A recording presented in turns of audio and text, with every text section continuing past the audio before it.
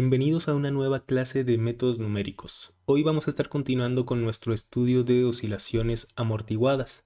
En especial, en la clase anterior habíamos visto que el oscilador armónico amortiguado, es decir, la ecuación diferencial del oscilador armónico amortiguado, me proporcionaba soluciones del tipo exponencial.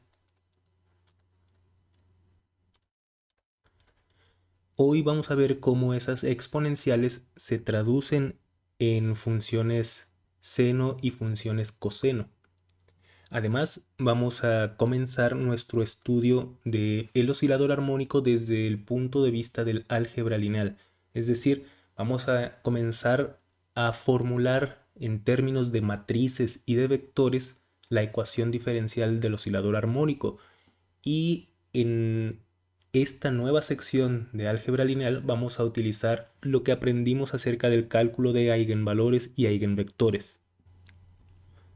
En nuestra clase anterior habíamos establecido que el oscilador armónico presenta dos soluciones. La solución x1, que es igual a la exponencial e a la menos gamma t, más la unidad imaginaria multiplicada por la raíz de omega 0 al cuadrado menos gamma cuadrada. Y por otra parte, otra solución es la misma exponencial pero con signo negativo. Me refiero a que e a la menos gamma t, y aquí en lugar de i positiva vamos a colocar una i negativa. Omega 0 al cuadrado menos gamma cuadrada. Y todo esto multiplicado por t. Aquí también omití la t y aquí.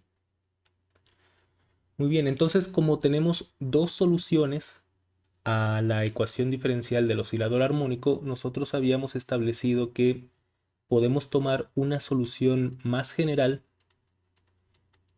si combinamos estas dos soluciones. Si las combinamos mediante la suma e a la menos gamma t más i veces esta raíz,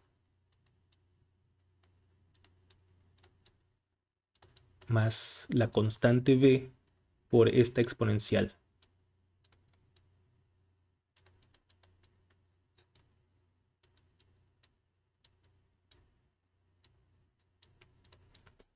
Entonces, esa es la solución que encontramos en la clase anterior, y ahorita vamos a investigar de qué forma esta solución puede proporcionarnos funciones seno y funciones coseno. Lo primero que debemos observar es que en ambos términos figura esta exponencial e a la menos gamma t. Y esa exponencial figura en esta suma e a la a más t más b, por ejemplo. Nosotros sabemos que esa exponencial podemos expresarla como el producto de exponenciales. E a la a multiplicada por e a la b. Entonces, aquí nosotros tenemos esta exponencial de elevada a una suma. Y esta propiedad de los exponentes me va a permitir poder factorizar, en este caso, una de las exponenciales. El factor común aquí es la exponencial con signo negativo, e a la menos gamma t.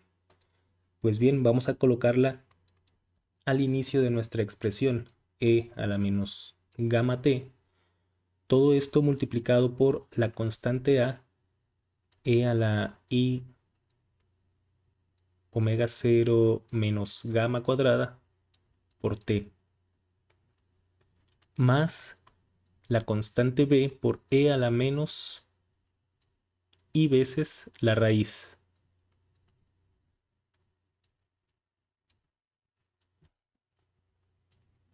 Aquí vamos a hacer uso de una propiedad bastante importante, la identidad de Euler.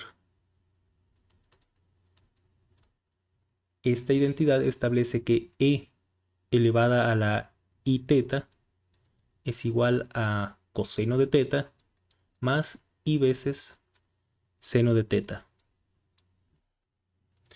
Si nosotros calculamos el complejo conjugado de esta expresión, es decir, si nosotros sustituimos i por menos i, nos va a quedar e a la menos i teta coseno de teta menos i seno de teta.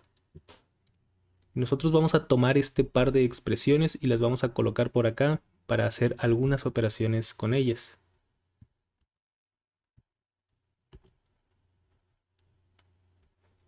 Por ejemplo, algo que podemos hacer es sumar ambas expresiones. Si nosotros sumamos, vamos a obtener en la izquierda de nuestra ecuación e a la i teta más e a la menos i teta. Esta función seno con esta otra función seno se va a anular debido a que tienen signos opuestos. Y lo que va a sobrevivir es la función coseno. 2 veces coseno de teta. Y esto es algo importante que pueden utilizarlo en cualquier momento. Se presentan muchas oportunidades en ingeniería para utilizar esta forma de escribir las funciones trigonométricas en términos de exponenciales complejas. Por otra parte, si nosotros en lugar de la suma calculamos la resta, si en lugar de la suma calculamos la resta, vamos a obtener e a la i teta menos e a la menos i teta.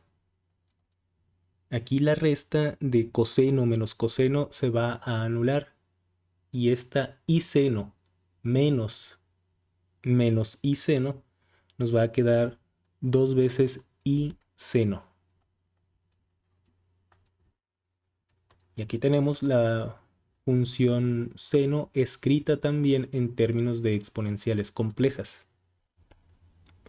Es por esta razón que cuando nosotros nos topamos con soluciones exponenciales de este estilo, e a la i, e elevada a la i, o bien e elevada a la menos i, nosotros podemos tener la certeza que podemos reescribir esa expresión utilizando esta identidad de Euler para transformar, para cambiar exponenciales complejas por funciones seno y coseno.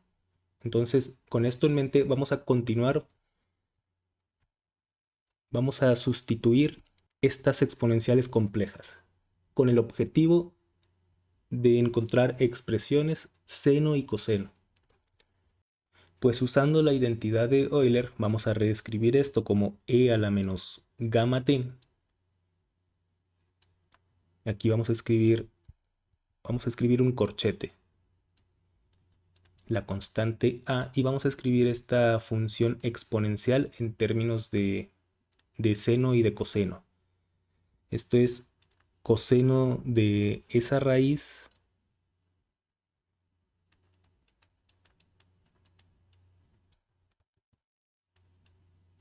multiplicada por t más i veces la función seno de esa raíz.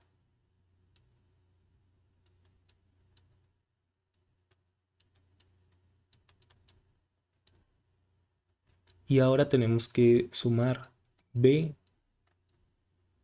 por esta exponencial compleja, que sería simplemente coseno de la raíz omega 0 cuadrada menos gamma cuadrada por t menos i veces el seno de esta raíz, omega 0 al cuadrado menos gamma cuadrada y todo eso multiplicado por t. Vamos a eliminar los paréntesis que hay dentro de los corchetes. Vamos a reacomodar todo esto.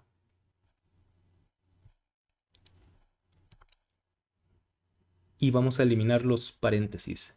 E a la menos gamma t multiplicada por a por el coseno.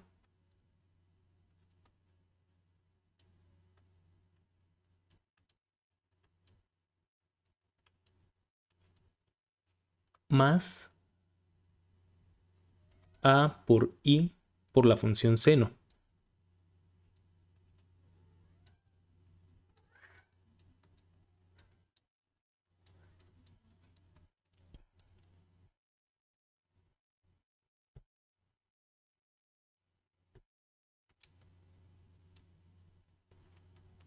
Y ahora más b por la función coseno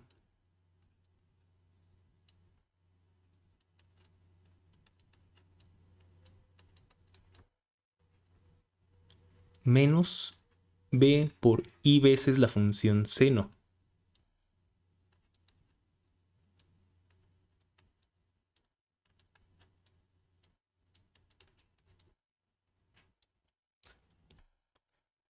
Muy bien, aquí hay términos semejantes que podemos agrupar. Por ejemplo, tenemos esta función coseno, la cual podemos agrupar con esta otra función coseno. Y después podemos agrupar la función seno con esta otra función seno. Aquí vamos a escribir e a la menos gamma t, todo esto multiplicado por el coseno de esa raíz por t. Y todo esto tiene que ir multiplicando a las constantes a más b.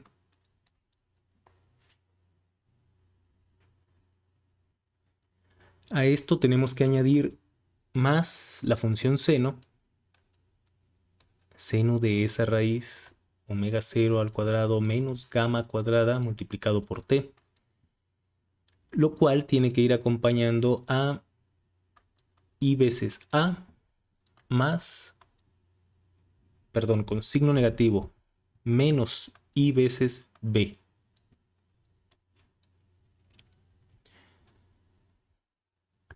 Y aquí nosotros vamos a renombrar estas constantes.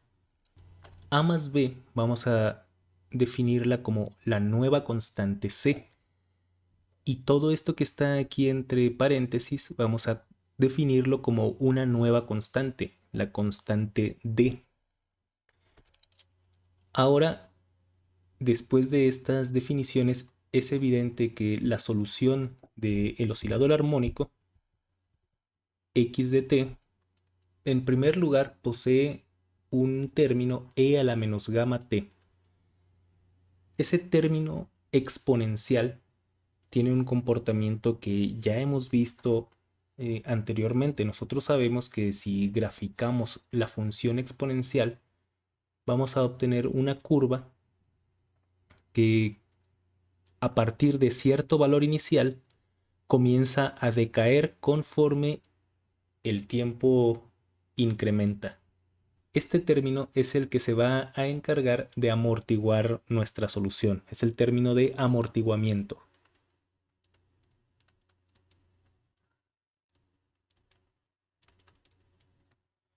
Y observen que depende de gamma. Y habíamos establecido que gamma está relacionada a la fuerza de fricción. Por lo tanto, si la fuerza de fricción es mayor, se espera que el sistema se amortigüe más rápidamente. Ahora vamos a escribir los términos seno y coseno que van a ser la parte oscilatoria de nuestra solución. La constante c multiplicada por el coseno de omega 0 al cuadrado menos gamma cuadrada por t, más la constante d por la función seno.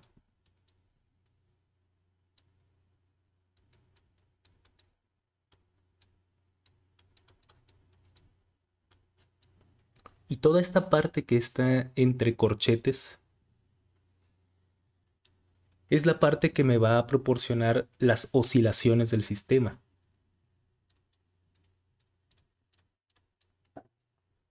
nosotros sabemos que las gráficas de las funciones seno y coseno son funciones oscilatorias. Ahí estoy intentando dibujar una función coseno y por acá intentando dibujar la función seno.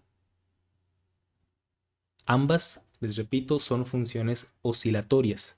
Por lo tanto, cuando yo multiplico esta solución que decae, esta exponencial, la multiplico por una función que está oscilando, el resultado gráfico que yo voy a obtener es precisamente una solución oscilatoria pero amortiguada.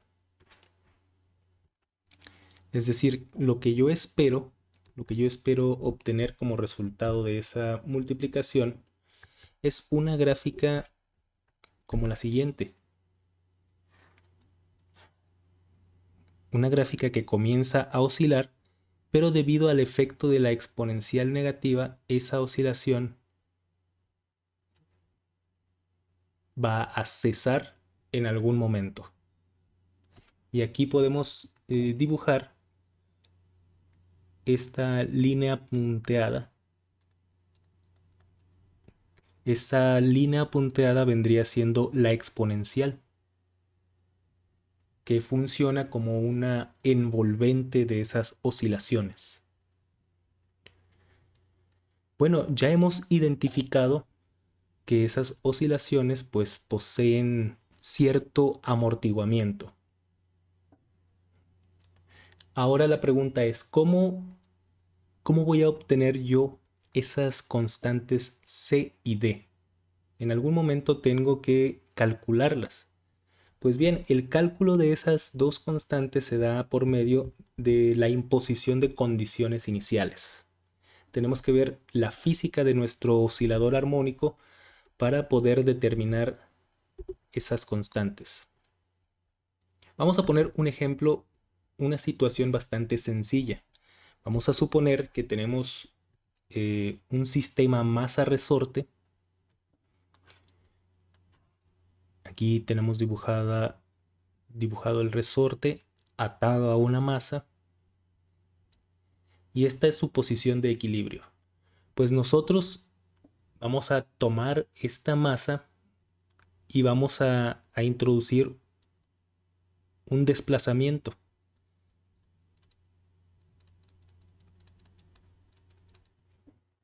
Un desplazamiento, digamos, igual a 1. Por ejemplo, 1 centímetro o 1 metro, dependiendo de las unidades en las que estemos trabajando. De momento, simplemente vamos a proponer que inicialmente la masa esté desplazada una unidad de la posición de equilibrio. Y nosotros aquí tenemos a la masa desplazada, la sujetamos y evidentemente la velocidad en esa circunstancia es cero. O sea, la condición inicial de esta masa es x evaluada en el tiempo cero vale una unidad. Y la velocidad de esa masa vale cero, puesto que parte del reposo. Entonces, si nosotros sustituimos t igual a cero, vamos a hacer t igual a cero en nuestra ecuación, en nuestra solución. Vamos a escribir x evaluada en cero tiene que ser igual a 1. Esa es nuestra condición inicial. Y ahora escribimos e a la menos gamma por 0, c, y aquí vamos a multiplicar por el coseno de 0, más d por la función seno de 0. Recordemos, t tiene un valor de 0 y por lo tanto todo lo que está en el paréntesis debe anularse. Y así es como nosotros sabemos que la función seno en 0 vale 0. Y nosotros sabemos que el coseno de 0 vale 1. Es decir, esto es simplemente c. ¿Por qué? Bueno, además e elevada a la 0 pues también es 1. Lo único que sobrevive es la c. Y la c por lo tanto debe de valer 1. Entonces ya calculamos una de las constantes. Ahora tenemos que calcular la otra constante. Y si te fijas, aquí impusimos la condición inicial sobre la posición inicial. Ahora tenemos que encontrar la velocidad del objeto e imponer esta condición inicial. Ahora te invito a que como actividad en esta clase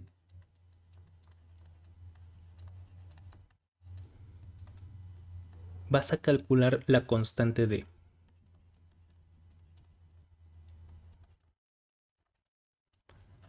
Tienes que encontrar por lo tanto una expresión para la velocidad.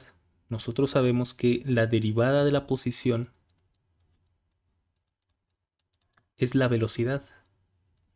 Por lo tanto, debes de tomar esta expresión y calcular su primera derivada. Una vez que hayas calculado esa primera derivada, vas a sustituir en esa velocidad tiempo igual a 0 y vas a imponer que la velocidad inicial sea simplemente 0. Esto te va a permitir despejar el valor de d. Y de entrada ya sabemos que c vale 1. Entonces la constante d es la única que está haciendo falta. Finalmente, ¿en qué momento entra en juego el álgebra lineal?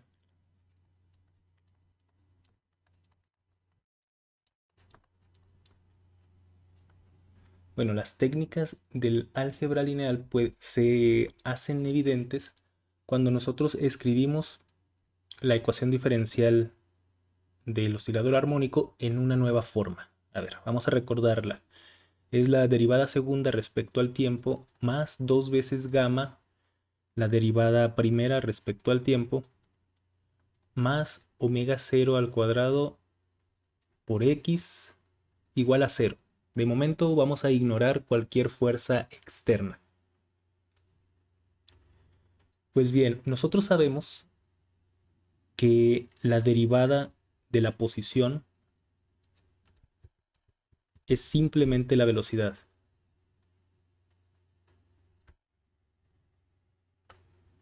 Esto nos va a permitir reescribir la ecuación diferencial. Nosotros sabemos que la derivada segunda es la aplicación sucesiva de 2 veces la primera derivada. Escribimos aquí derivada respecto al tiempo. Es decir, la derivada segunda es la derivada de la derivada. Más 2 veces gamma derivada de x respecto a t más omega 0 al cuadrado por x. Y aquí nosotros sabemos que esto corresponde a la velocidad. Por lo tanto, la derivada de la velocidad respecto al tiempo más 2 veces gamma por la velocidad más omega 0 al cuadrado por x tiene que ser igual a 0. Tenemos dos expresiones importantes. A partir de esas expresiones vamos a comenzar a trabajar.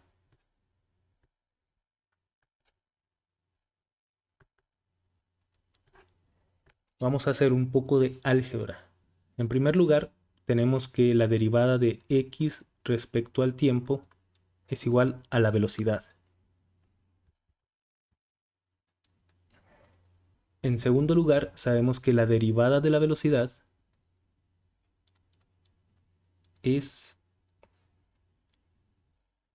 menos omega 0 al cuadrado por x menos 2 veces gamma por b. Esta expresión la obtuve simplemente al pasar restando estas dos expresiones acá al lado derecho de la igualdad.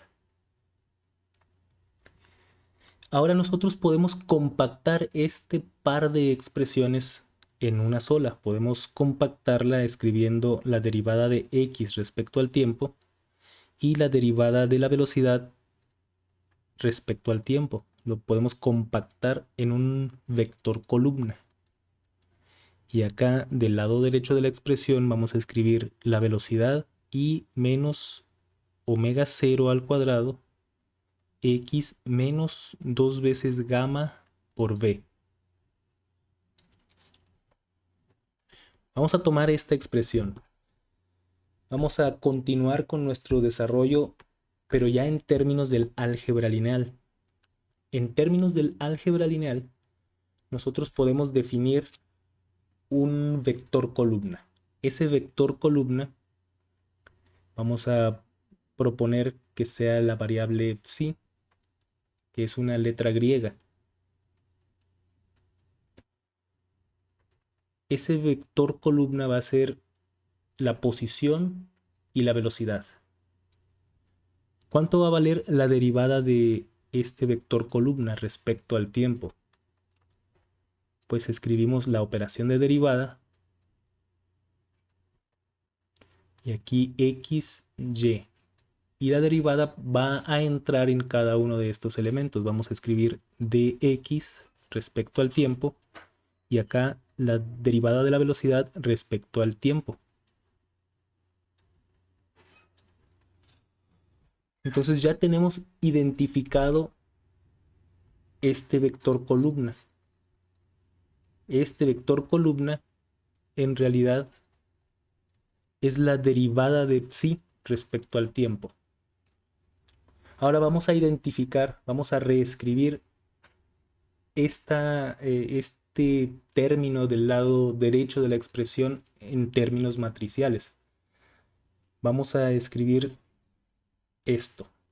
Una matriz multiplicada por x y v, por ese vector columna. Para que yo pueda obtener esta velocidad aquí, es necesario que yo tenga un 0 por acá y un 1 por acá, para que cuando yo multiplique la fila por la columna,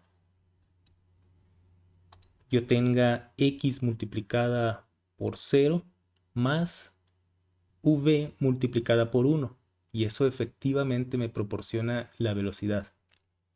Por otra parte, vamos a ver qué nos queda en el segundo renglón de esta matriz.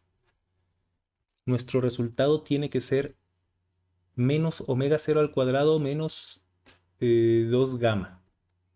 Es decir, yo voy a escribir acá un menos omega 0 al cuadrado y por acá voy a escribir un menos 2 gamma. De esta forma, cuando yo efectúe la multiplicación este con este y esta velocidad con esto otro de acá, efectivamente voy a tener este término que está aquí.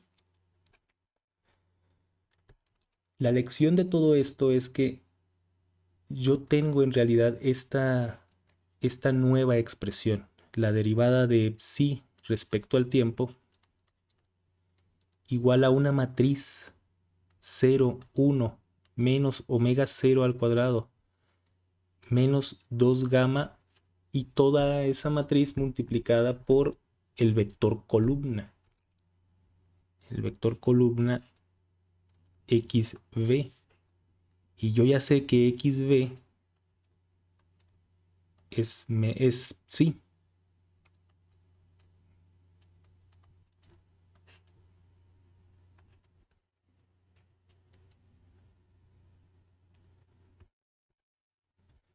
Y la lección de todo esto es que el álgebra lineal me permite escribir de una manera extremadamente simple una ecuación diferencial. O sea, recordemos, nosotros partimos que tenemos una ecuación diferencial del oscilador armónico. Esa ecuación diferencial es de segundo orden, es decir, hay una segunda derivada.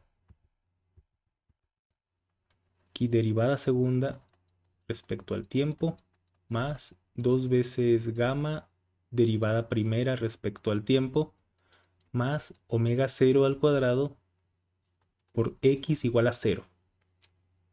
Eso es lo que me dicen las ecuaciones diferenciales. ¿Qué me dice el álgebra lineal? El álgebra lineal me dice, en realidad esta ecuación diferencial de oscilador armónico tú la puedes escribir de una forma extremadamente simple. Tú puedes transformar una ecuación diferencial de segundo orden en una ecuación diferencial de primer orden.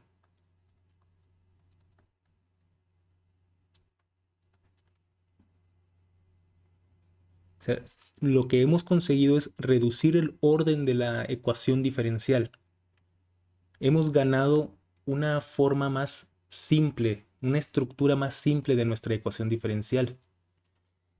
Eso fue lo que ganamos. A cambio de esto, ¿qué, digamos, entre comillas, qué perdimos? Esa ecuación diferencial involucra matrices.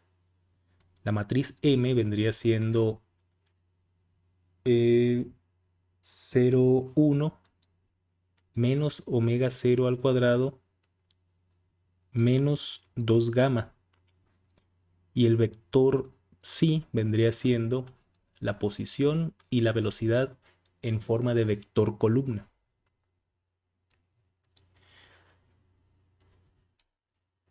Entonces ese era en realidad nuestro objetivo, tomar una ecuación diferencial y escribirla en términos más simples. Ya lo conseguimos, nuestra ecuación diferencial de segundo orden ahora es de primer orden. Sin embargo, es una ecuación que involucra matrices.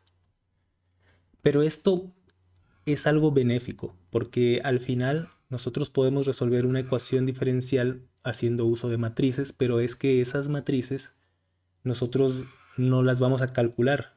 Tradicionalmente se deja esa responsabilidad a la computadora, a algún lenguaje de programación que haga cálculos de matrices por mí. Entonces va a resultar bastante conveniente, ya que podemos implementar ahora soluciones numéricas del oscilador armónico. Soluciones numéricas en términos de matrices. En particular, nosotros podríamos ya implementar el método de Euler. Nosotros podríamos multiplicar esta expresión por dt y nos va a quedar la diferencial de psi m por psi y todo esto por diferencial de t. Ahora, esta psi indica un cambio, es decir, una psi final menos una psi inicial. Y esto es m por psi diferencial de t. Es decir, me va a permitir, psi inicial, me va a permitir calcular un nuevo valor de psi, o bien un valor final, con un valor inicial.